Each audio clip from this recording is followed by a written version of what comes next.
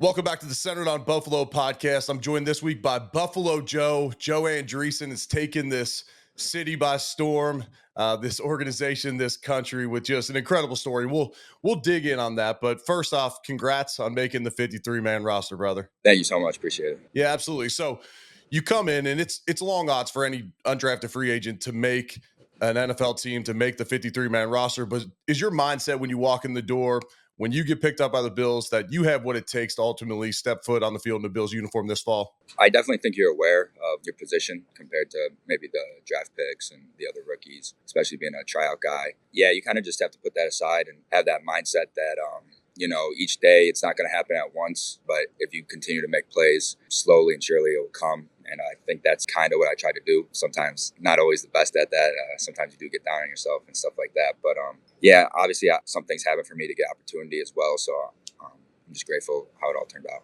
How did the Bills let you know that you made the final 53? There wasn't really anything official. My agent said earlier in the week, he was like, no news is good news. That was pretty much that Tuesday. That Tuesday was pretty much just hoping for no news. And that's kind of how it worked out. I didn't get a call or anything early in the morning. And then we had practice and stuff that day as well. So, making it to practice was a good feeling. So cut down day used to be Thursday. So we'd host a cookout at our house. And it was always one of those deals where someone might not have got a call during the day and then they get one that night. I didn't know if there was anything different, especially since I saw the Bills put on social media, like the video of, them showing you like your family and friends reaction, coaches reactions. Jim Kelly was on there. Yeah. Cool. So I didn't know if they did anything different.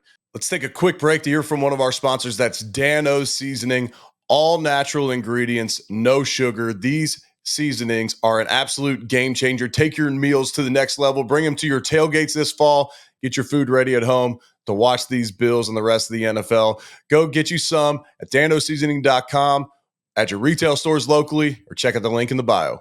Since you've been in Buffalo, how many times has McDermott brought up to you being a former wrestler? Not too much. He's asked me about it and talked to me about it a little bit. I wouldn't say like overly. I think having Gable here during the camp and everything, everyone kind of looked at him as the wrestler, and he got all the attention. So I didn't have to deal with too much of that. Yeah, he kind of stole the show from you, but that's all right. Sometimes that's attention that you might not necessarily want. Anyways, all right. So now that the checks this week are going to start getting a little bit bigger, are you going to keep living at home? Yeah, absolutely. I love it. Everyone keeps telling me too, I need to live at home. Everyone keeps telling me just keep stacking it. And my girlfriend actually is still in college. She's playing volleyball for one more semester. So, I have really no reason to move out, to be honest with you. So, I'll be living with the parents and driving in every day. That's just another added element to the story. I've heard you say on another podcast or media appearance before that you've done a lot of training with your dad. So I want to know what's that training look like in the Andreessen household? Yeah, we train a lot in the Andreessen household. So my brother was a very good baseball player. He went to Campbell out of high school to play baseball, which is a pretty good baseball school. And so when he was training for baseball, like throughout high school, I was like, 6th, 7th, 8th grade that time. Probably even younger, to be honest with you, like 5th, 6th. That's kind of when I started like working out and lifting with my dad and my brother. And people kind of thought we were crazy. Maybe not me crazy, but my dad was crazy for like having such a young kid like in the weight room and lifting weights and everything like that. So, my brother and my dad did, I kind of got a lot of work ethic from them because I saw how much time, because obviously with baseball, it's a little different than football. You have to put like hours in the cages, and also you have to work out and stuff like that. Just seeing that work ethic kind of allowed me to, once he went off to college, then I kind of got the full attention of my dad. And during high school, kind of went through kind of the same regimen my brother went through. And during COVID, we actually, at my grandpa's house, he lives pretty close to me, made like a home gym and everything like that. Yeah, that's kind of where the workouts go down. My dad was, kind of give some more background. My dad was a very big power lifter. Nice. Back in the day, he was a big time bench presser. Benched a lot of weight, and so I've been working out and doing all that. We also go to other people as well. We try and gain as much information, and it's not just solely us, but try and get all the information we can and make it our own. Yeah, that's really cool. How many reps did you do of 225, and was that better than your dad's? I did 32. Nice, you got me, dude. Yeah, but no, my dad probably would have blown that out. My dad was he did like powerlifting competition, so they didn't do like reps, but Right. he did over like 600 on the bench before. So True. yeah, he was a Yeah. big time bench presser. Yeah. Yeah, you got me. I only did 30 at the combine. You All you right. got longer arms though, so Yep, no doubt. yeah. I was gonna say it, but this is the spotlight on you, so I was gonna let you get that one. All right, so I'm from Cincinnati. I grew up a big Bengals fan, and then I've converted many of family and friends to be Bills fans now. But if I would have gotten drafted, if I would have played for the Bengals, especially early in my career, it would have been a lot to handle. One, how's your family handling it, and how many tickets are you anticipating requested for this week? Yeah, the tickets are getting a little bit more expensive now. Now that it's Oh yeah, preseason, so but no, I still have a good amount coming this week. But yeah, it's been, I mean, more than I could really ask for, to be honest with you. I just, having, all my friends, all my family, they love this team too. So it's just kind of extra special to be here. I wanted to play in the NFL period, and no matter where it was. But being here is hard to put into words, honestly. And just kind of this whole experience has been awesome. I mean, even people call me Buffalo Joe. It's like, I got like the city in my nickname. That's pretty cool. Like, that's how I feel. So it's just an honor. And I hope just being like a kid in high school that wanted to be so much and had big dreams, hopefully the kids can look at me and say, like, that's obtainable, because even for me, like growing up in Western New York and stuff like that, it's not a huge like football hotbed by any means. So right. it's being a kid in high school or maybe even younger that it's hard to imagine yourself making it this far. So I think that's pretty cool. Yeah, that's well said and really cool perspective. Quick shout out to Prime. They got some awesome collaborations. Kevin Durant, Aaron Judge, WWE. Check out them.